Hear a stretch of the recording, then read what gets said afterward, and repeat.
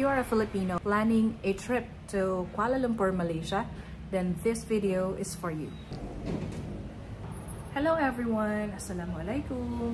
In this vlog, I will be sharing with you some travel tips and the latest travel requirements you will be needing from departure here in the Philippines to arrival at Kuala Lumpur International Airport.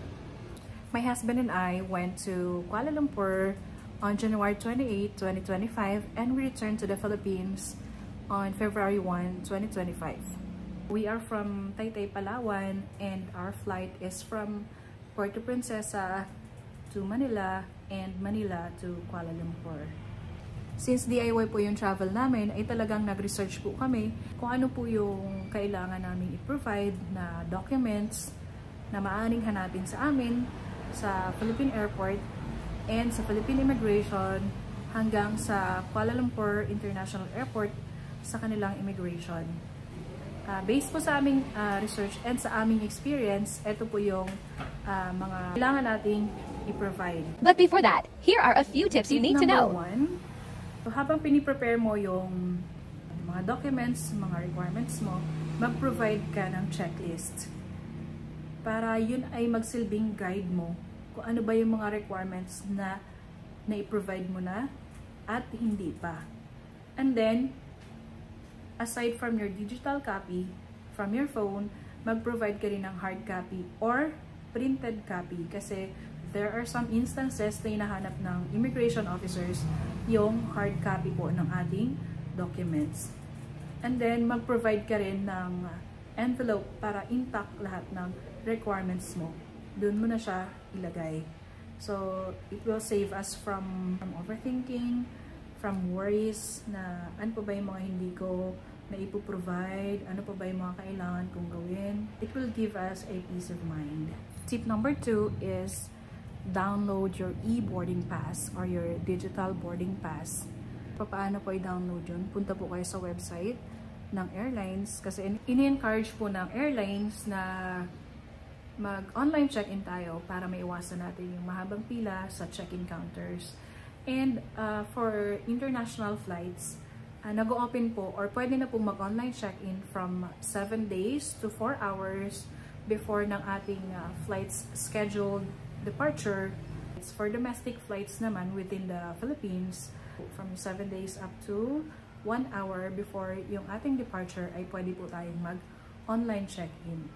Isang kagandahan din po kapag nag-online check-in tayo is makikita po natin kung anong oras yung ating boarding time and kung saan po yung ating boarding gate. Kasi doon po sa ating booking confirmation is yung flight lang, yung oras ng flight lang natin yung nakikita natin. Hindi natin makikita doon yung boarding time at kung anong boarding gate po tayo. So yun, para alam natin kaagad kung saan tayo pupunta. Tip number 3 is magpaaga po tayo sa airport.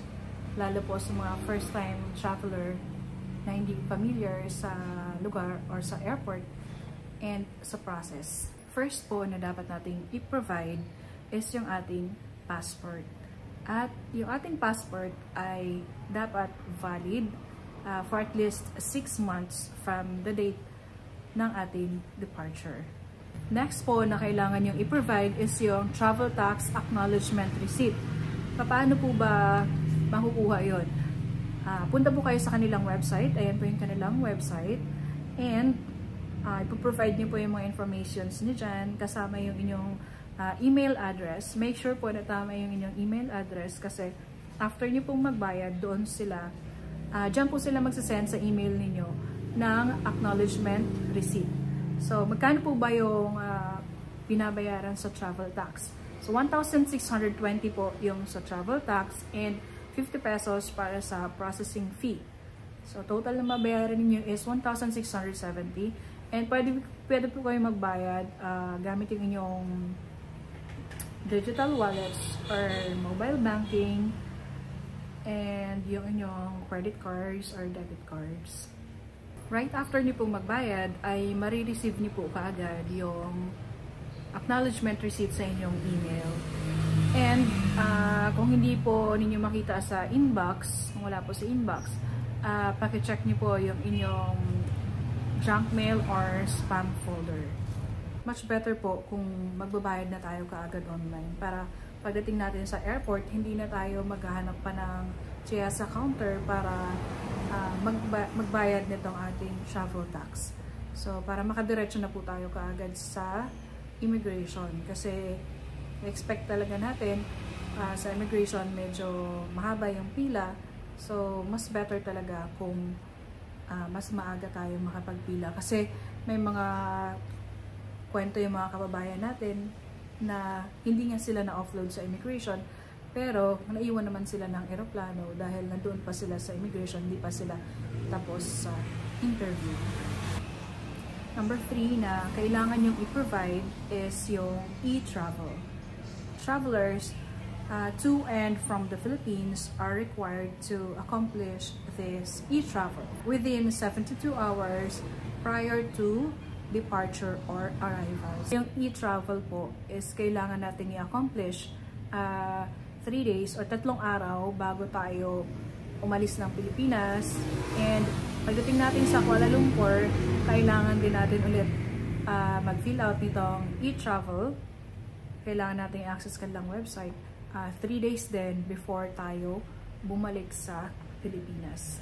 Ito po yung website ng e-travel, etravel.gov.ph, and wag po natin kalimutan na i-screenshot or i-download yung ating QR code bago natin i-exit yung or i-close yung website. Next po na kailangan natin i-provide or i-ready is yung booking confirmations, yung atin pong return ticket and yung ating hotel booking.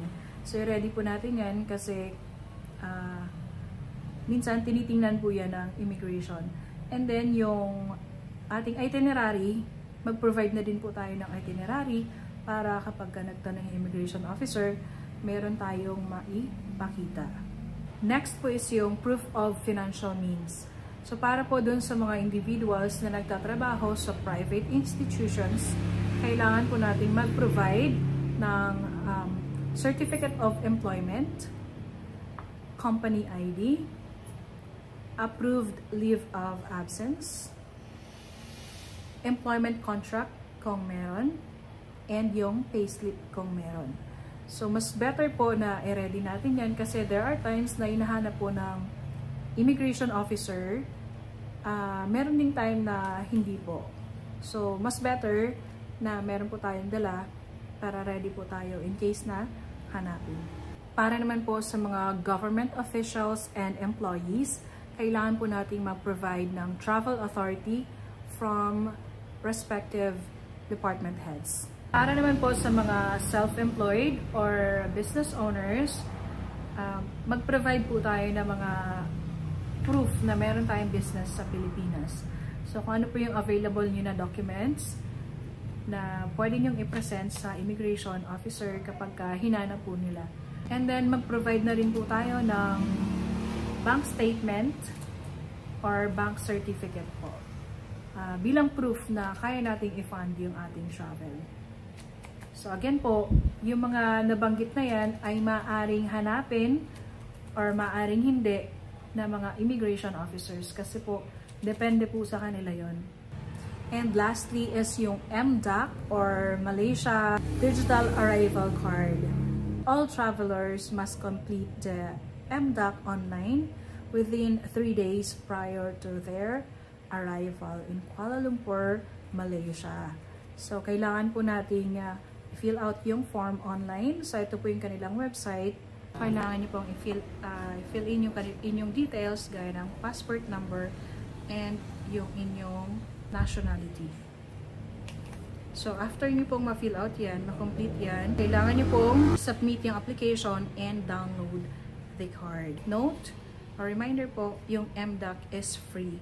Kapag napunta po kayo sa website, pag may napuntahan po kayong website na mayroong fee, so hindi po yun yung kanilang official website. So again po, ito yung mga requirements na kailangan nating i-provide bago tayo mag-travel sa Kuala Lumpur, Malaysia. So number 1 po is yung Philippine passport. na dapat ay valid for at least 6 months before yung ating travel date. Next po is yung travel tax acknowledgement receipt. So, pwede po tayo magbayad yan again online sa website na to.